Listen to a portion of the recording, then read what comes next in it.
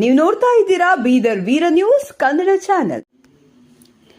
ಬೀದರ್ ಕುಡಿಯ ನೀರು, ವಿದ್ಯುತ್, ಬೀದಿ ದೀಪಗಳನ್ನು ಹೊರತುಪಡಿಸಿ ಗ್ರಾಮ ಪಂಚಾಯತ್ಗಳಲ್ಲಿ ಅಕ್ಟೋಬರ್ 4ರಿಂದ ಎಲ್ಲ ಕೆಲಸ ಕಾರ್ಯಗಳು ಸ್ಥಗಿತ.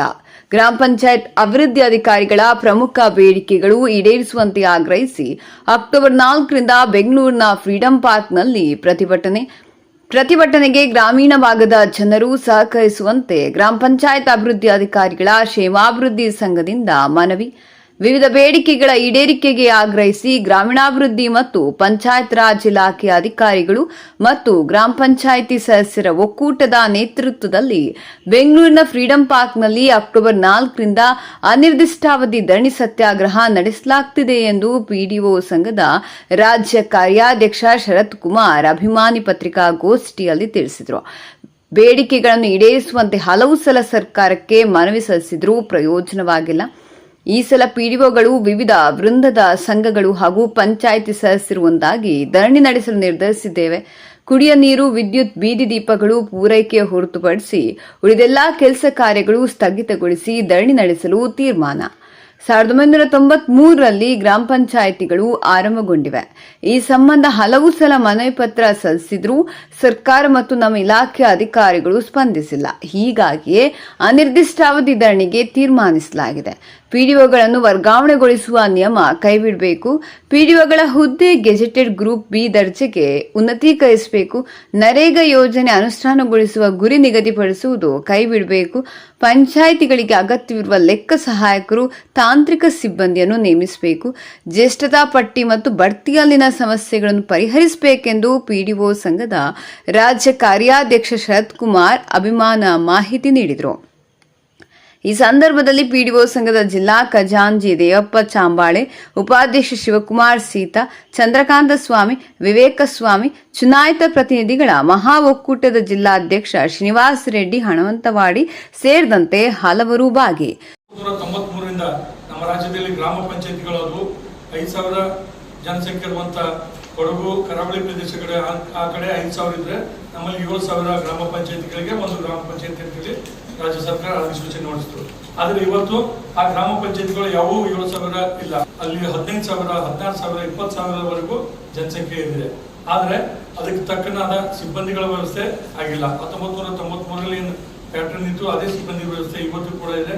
ಮತ್ತು ಅಲ್ಲಿ ಬೇಕಾದಂತ ಏನು ಸೇವಾ ಸೌಲಭ್ಯಗಳಿರ್ಬೇಕು ಅದನ್ನು ಕೂಡ ಸರ್ಕಾರ ನಮ್ಗೆ ಒದಗಿಸ್ಕೊಟ್ಟಿಲ್ಲ. ಇದೆಲ್ಲವನ್ನ ನಾವು ಬಹಳಷ್ಟು ಸರ್ತಿ ನಮ್ಮ ರಾಜ್ಯ ಸರ್ಕಾರ ಮತ್ತು ನಮ್ಮ ಇಲಾಖೆಯ ಗಮನಕ್ಕೆ ತಂದಿದ್ದೀವಿ. ಆದರೆ ಅದಕ್ಕೆ ಸ್ಪಂದಿಸದಿದ್ದಕ್ಕೆ ನಾವು ಈ ಅಕ್ಟೋಬರ್ 4ನೇ ತಾರೀಕಿನಿಂದ ನಾವು ಅನಿರ್ದಿಷ್ಟ ಅವಧಿಗೆ ನಮ್ಮ ಹೋರಾಟದ ಕರೆಯನ್ನು ನೀಡಿದ್ದೀವಿ. ಅದಕ್ಕಾಗಿ ನಮ್ಮ ಗ್ರಾಮ ಪಂಚಾಯತ್ ಚುನಾಯಿತ ಪ್ರತಿನಿಧಿಗಳು, SDA ಸಂಘ, DO ಸಂಘ, ಗ್ರಾಮ ಒಂದು ಕಾರ್ಯದರ್ಶಿಗಳ ಸಂಘ ಮತ್ತು 11 ವೃಂದ ಸಂಘಗಳು ಜೊತೆಗೆ 25 ಸಂಘಗಳು ಇದಕ್ಕೆ ಭಾಳ ಬೆಂಬಲವಾಗಿ ನಿಂತಿದ್ದಾವೆ. ಸುಮಾರು 1 ಲಕ್ಷ ಇರುವಂತಹ ಗ್ರಾಮ ಪಂಚಾಯತ್ ಚುನಾಯಿತ ಪ್ರತಿನಿಧಿಗಳು ಕೂಡ ಇದಕ್ಕೆ ಬೆನ್ನೆಲುಬಾಗಿ ನಿಂತು ಈ ಹೋರಾಟದ ಯಶಸ್ವಿಗೆ ಮುನ್ನುಡಿಯನ್ನ ಬರೆದಿದ್ದಾರೆ. ಅದಕ್ಕಾಗಿ ನಮ್ಮ ಬೇಡಿಕೆಗಳನ್ನ ಈಗಾಗಲೇ ಈ ಪಟ್ಟಿಯಲ್ಲಿವೆ. ಏನಂತಂದ್ರೆ ಪಂಚಾಯತ್ ಅಭಿವೃದ್ಧಿ ಅಧಿಕಾರಿಗಳಾಗಿ 2010ರಲ್ಲಿ ಸರ್ಕಾರ ಒಂದು ಹುದ್ದೆಯನ್ನ ರಚಿಸಿತು. ಆ ಹುದ್ದೆ 15 ವರ್ಷ ಆದರೂ ಒಂದು ನಮ್ಮ ಸೇವಾ ಜ್ಯೇಷ್ಠತೆಯನ್ನ ಪ್ರಕಟಿಸಲಿಕ್ಕೆ ಇವತ್ತಿಗೂ ನಮ್ಮ ಇಲಾಖೆಗೆ ಆಗಿಲ್ಲ.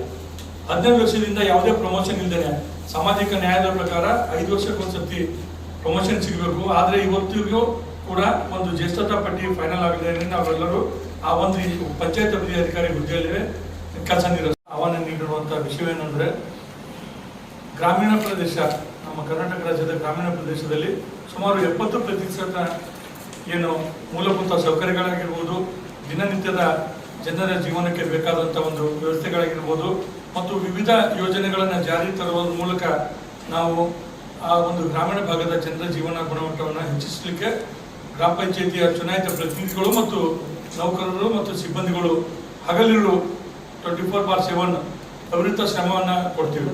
ಹಬ್ಬ ಹರಿದಿನಗಳಾಗಿರ್ಬೋದು, ರಾಷ್ಟ್ರೀಯ ಹಬ್ಬಗಳಾಗಿರ್ಬೋದು, ವಿಶೇಷ ಸಂದರ್ಭಗಳಾಗಿರ್ಬೋದು, ಜಾತ್ರೆಗಳಾಗಿರ್ಬೋದು, ಇಂತಹ ಸಮಯಗಳಲ್ಲಿ ನಾವು 24 ತಾಸಿಗಿಂತ ಹೆಚ್ಚಿನ ಕೆಲಸವನ್ನು ಮಾಡ್ತೀವಿ. ಅಂತ ಒಂದು ಸಂದರ್ಭದಲ್ಲಿ ನಾವು ಗ್ರಾಮೀಣ ಭಾಗದಲ್ಲಿ ಕೊಡುವಂಥ ಈ ಮೂಲಭೂತ ಸೌಕರ್ಯಗಳು ಇದೆಲ್ಲವನ್ನ ಕೊಡೋ ಒಂದು ಪಕ್ಕದಲ್ಲಾದ್ರೆ ಅದ್ರ ಜೊತೆಗೆ ಗ್ರಾಮೀಣ ಭಾಗದಲ್ಲಿ ಅನೇಕ ಸೇವೆಗಳನ್ನು ಕೂಡ ನಾವು ಇವತ್ತು ಕೊಡ್ತಾ ಇದ್ದೀವಿ. ಬಾಪೂಜಿ ಸೇವಾ ಕೇಂದ್ರದ ಮೂಲಕ 100 ಸೇವೆಗಳಾಗಿರ್ಬೋದು, ಮತ್ತೆ ನಮ್ಮ ಈ ಸ್ವತ್ತು ಮೂಲಕ ಅನೇಕ ಸೇವೆಗಳನ್ನು ಕೊಡೋದಾಗಿರ್ಬೋದು, ಉದ್ಯೋಗ ಖಾತ್ರಿ ಯೋಜನೆಯಲ್ಲಿ ಆಗಿರ್ಬೋದು ಮತ್ತು ವಿವಿಧ ಕಾರ್ಯಕ್ರಮಗಳನ್ನ ಯಶಸ್ವಿಯಾಗಿ ಅನುಷ್ಠಾನ ಮಾಡಿ ರಾಜ್ಯ ಗ್ರೂಪ್ ಬಿ ವೃಂದದ ವೇತನವನ್ನು ಪಡಿತಾ ಇದ್ದೀವಿ. ಆದರೆ ನಮಗೆಲ್ಲೂ ಅಧಿಕೃತವಾಗಿ ಆದೇಶದ ಮೂಲಕ ನಾವು ಗ್ರೂಪ್ ಬಿ ಹುದ್ದೆಗೆ ಮೇಲ್ದರ್ಜೆಗೇರಿಸಲಿಕ್ಕೆ ಸುಮಾರು ವರ್ಷಗಳಿಂದ ಬೇಡಿಕೆಯನ್ನು ಇಟ್ಟಿದ್ದೀವಿ. ಆದರೆ ಸರ್ಕಾರ ನಮ್ಮ ಬೇಡಿಕೆಯನ್ನು ಪರಿಗಣಿಸಿಲ್ಲ. ಜೊತೆಗೆ ಈ ನಮ್ಮ ಇಲಾಖೆಯಲ್ಲಿ ಬೇರೆ ಇಲಾಖೆಯಲ್ಲಿ ಇಲ್ಲದಕ್ಕಿಂತ ಹೆಚ್ಚಿಗೆ ಪ್ರತಿಶತ ಏನು ವರ್ಗಾವಣೆಗಳಿಗೆ ಇಲ್ಲಿ ಅವಕಾಶ ಮಾಡಿಕೊಡ್ತಾರೆ. ಹೋದ ವರ್ಷ ಸುಮಾರು 2500 ಪಂಚಾಯತ್ ಅಭಿವೃದ್ಧಿ ಅಧಿಕಾರಿಗಳನ್ನ ವರ್ಗಾವಣೆ ಮಾಡಿದ್ರು. ಅದು ಅವೈಜ್ಞಾನಿಕವಾಗಿತ್ತು. ಅದನ್ನ ನಾವು ಖಂಡಿಸಿ ನಾವು ಏನ್ ಮಾಡಿದ್ವಿ, ಮನವಿಯನ್ನ ಸಲ್ಲಿಸಿದ್ವಿ ಇಲಾಖೆಗೆ. ಅದನ್ನ ಈ ವರ್ಷ ಕೌನ್ಸಿಲಿಂಗ್ ಮೂಲಕ ಮಾಡ್ತೀವಿ ಅಂತ ಹೇಳಿದ್ದಾರೆ. ಆದ್ರೆ ತುರ್ತಾಗಿ ಮೊನ್ನೆ ಒಂದು ಆದೇಶ ಮಾಡಿ ಏನ್ ಮಾಡಿದ್ದಾರೆ ಅಂತಂದ್ರೆ 7 ವರ್ಷ ಯಾವ ತಾಲೂಕಿನಲ್ಲಿ ಪಂಚಾಯತ್ ಅಭಿವೃದ್ಧಿ ಅಧಿಕಾರಿಗಳು ಕೆಲಸ ಮಾಡ್ತಾರೆ ಅವರನ್ನು ತೆಗೆದು ಬೇರೆ ಕಡೆ ಹಾಕ್ತೀವಿ ಅಂತ ಹೇಳಿ ಮಾಹಿತಿಯನ್ನ ಸಂಗ್ರಹಿಸಿಕೊಂಡಿದ್ದಾರೆ. ಅಷ್ಟಕ್ಕೆ ನಾವು ಅಬ್ಜೆಕ್ಷನ್ ಕೂಡ ಹಾಕಿದೀವಿ. ಅಬ್ಜೆಕ್ಷನ್ ಡೇಟ್ ಇನ್ನೂ ಒಂದು ದಿನ ಇತ್ತು. ಆದ್ರೂ ಅದನ್ನ ಪರಿಗಣನೆಗೆ ತಗೊಳ್ಳೋದೇ ಆ ಒಂದು ಅಧಿಸೂಚನೆಯನ್ನು ಹೊರಡಿಸಿ ಎಲ್ಲ ಮಾನ್ಯ ಸಿಒರವರಿಗೆ ನೀವು ಅಂತ ಪಟ್ಟಿಯನ್ನು ಕೊಡ್ರಿ, ನಾವು ಅವ್ರಿಗೆ ಕೌನ್ಸಿಲಿಂಗ್ನಲ್ಲಿ ಟ್ರಾನ್ಸ್ಫರ್ ಮಾಡ್ತೀವಿ ಅಂತ ಹೇಳಿ ಆದೇಶವನ್ನು ಹೊರಡಿಸಿದ್ದಾರೆ. ಪ್ರಶಸ್ತಿ ಪುರಸ್ಕಾರಗಳು ನಮ್ಮ ಗ್ರಾಮೀಣಾಭಿವೃದ್ಧಿ ಮತ್ತು ಪಂಚಾಯತ್ ರಾಜ್ ಇಲಾಖೆ ಬರಲಿಕ್ಕೆ ಪಂಚಾಯತ್ ಅಭಿವೃದ್ಧಿ ಅಧಿಕಾರಿಗಳು, ಗ್ರಾಮ ಪಂಚಾಯತ್ ಸಿಬ್ಬಂದಿಗಳ ಶ್ರಮ ಜೊತೆಗೆ ಅವರೆಲ್ಲರಿಗೂ ನಮ್ಮ ಗ್ರಾಮ ಪಂಚಾಯತಿಯ ಅಧ್ಯಕ್ಷರು, ಉಪಾಧ್ಯಕ್ಷರು ಬೆನ್ನೆಲುಬಾಗಿ ನಿಂತು ಆ ಒಂದು ಆಡಳಿತ ನಡೆಸೋದ್ರಿಂದ ಇವತ್ತು ನಮ್ಮ ರಾಷ್ಟ್ರದಲ್ಲಿ ನಮ್ಮ ರಾಜ್ಯದ ಒಂದು ಗ್ರಾಮೀಣಾಭಿವೃದ್ಧಿ ಮತ್ತು ಪಂಚಾಯತ್ ರಾಜ್ ಇಲಾಖೆ ಯೋಜನೆಗಳ ಅನುಷ್ಠಾನದಲ್ಲಿ ಒಳ್ಳೆಯ ಹೆಸರುವಾಸಿಯಾಗಿರುತ್ತದೆ ಮತ್ತು ಅನೇಕ ರಾಷ್ಟ್ರೀಯ ಮತ್ತು ರಾಜ್ಯ ಪುರಸ್ಕಾರಗಳನ್ನು ಕೂಡ ಪಡೆದಿರುತ್ತದೆ. ಇದು ಸಂತೋಷದ ವಿಷಯ ಕೂಡ ಹೌದು. ಉದ್ಯೋಗ ಖಾತ್ರಿ ಅಂತ ಹೇಳಿ ಯೋಜನೆ ಇಡೀ ವಿಶ್ವದಲ್ಲೇ ಬಹಳ ಬ್ಯೂಟಿಫುಲ್ ಯೋಜನೆ. ಅದರಲ್ಲಿ ಯಾರು ದುಡಿಯೋ ಕೈಗಳಿರ್ತಾರೆ ಅವ್ರಿಗೆ 100 ದಿವಸಗಳ ಉದ್ಯೋಗನ ಕೊಡ್ತೀವಿ. ಅದರಲ್ಲಿ ಸಣ್ಣ ಪುಟ್ಟ ಏನಾದರೂ ಲೋಪದೋಷಗಳಾದ್ರೆ ಇಮಿಡಿಯೇಟ್ ಆಗಿ ಪಿಡಿಒ ತಲೆದಂಡ ಮಾಡ್ತಾರೆ. ಸಣ್ಣ ಪುಟ್ಟ ಎಲ್ಲಾದ್ರೂ ಕುಂದುಕೊರತೆ ಆದರೂ ಕೂಡ ಪಿಡಿಒನ ಟಾರ್ಗೆಟ್ ಮಾಡಿ, ಗ್ರಾಮ ಪಂಚಾಯತ್ ಜನಪ್ರತಿನಿಧಿಗಳನ್ನ ಟಾರ್ಗೆಟ್ ಮಾಡಿ, ಸಿಬ್ಬಂದಿಗಳನ್ನ ಟಾರ್ಗೆಟ್ ಮಾಡಿ ಕೇಸ್ ಹಾಕೋದು, ಡಿ ಮಾಡೋದು, ಅವರಿಂದ ರಿಕವರಿ ಮಾಡುವಂತ ಬಹಳಷ್ಟು ಕೆಲಸಗಳಿದಾವೆ. ನಾವು ಹೇಳಿರುವಂತಹ ಉದ್ಯೋಗ ಖಾತ್ರಿಯಲ್ಲಿ ತಂಬು ವ್ಯವಸ್ಥೆ ಮಾಡಿ ಅಂತ ಹೇಳಿದ್ವಿ. ಯಾರು ಲೇಬರ್ ಬರ್ತಾರೆ ಅವರಿಗೆ ಬಯೋಮೆಟ್ರಿಕ್ ತಂಬಾಗಿರ್ಬೇಕು, ಅದ್ರ ಮೂಲಕನೇ ಅವರಿಗೆ ಕೂಲಿ ಪಾತ್ರ ಇರ್ಬೇಕಂತೀವಿ. ಇಂಥ ಅನೇಕ ಬೇಡಿಕೆಗಳಿದ್ರು ಕೂಡ ಅವನ್ನ ಪರಿಗಣನೆಗೆ ತಗೊಂಡಿಲ್ಲ.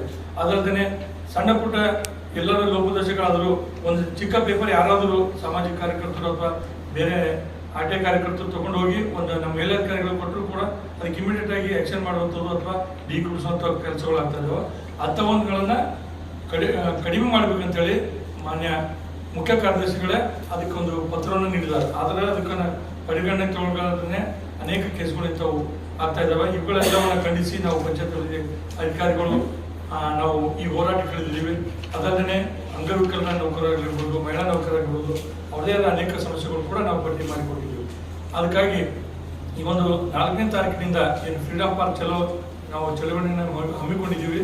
ಇದಕ್ಕೆ ಬೆಂಬಲವಾಗಿ ನಮ್ಮೆಲ್ಲ ಜಿಲ್ಲೆಯ ಒಂದು ಗ್ರಾಮ ಪಂಚಾಯತ್ ಅಧ್ಯಕ್ಷರ, ಉಪಾಧ್ಯಕ್ಷರ, ಸದಸ್ಯರ ಒಕ್ಕೂಟ ಇರ್ಬೋದು ಮತ್ತು ವೇದಿಕೆ ಮೇಲಿರುವಂಥ ಎಲ್ಲ ಒಕ್ಕೂಟಗಳು ಬೆಂಬಲವಾಗಿ ನಿಂತು ಈ ಒಂದು ಹೋರಾಟಕ್ಕೆ ನಾವು ಅಣಿಯಾಗಿದ್ದೀವಿ. ಅದಕ್ಕಾಗಿ ಪತ್ರಿಕಾ ಮಾಧ್ಯಮದ ಮಿತ್ರದಲ್ಲಿ ನನ್ನ ಒಂದು ವಿನಂತಿ ಏನಂತಂದರೆ, ನಮ್ಮ ಏನು ಬೇಡಿಕೆಗಳಿದ್ದಾವೆ ಅವು ತಮ್ಮ ಮೂಲಕ ಸರ್ಕಾರಕ್ಕೆ ಮುಟ್ಟಿಸುವಂಥ ಕೆಲಸ ಆಗಬೇಕು.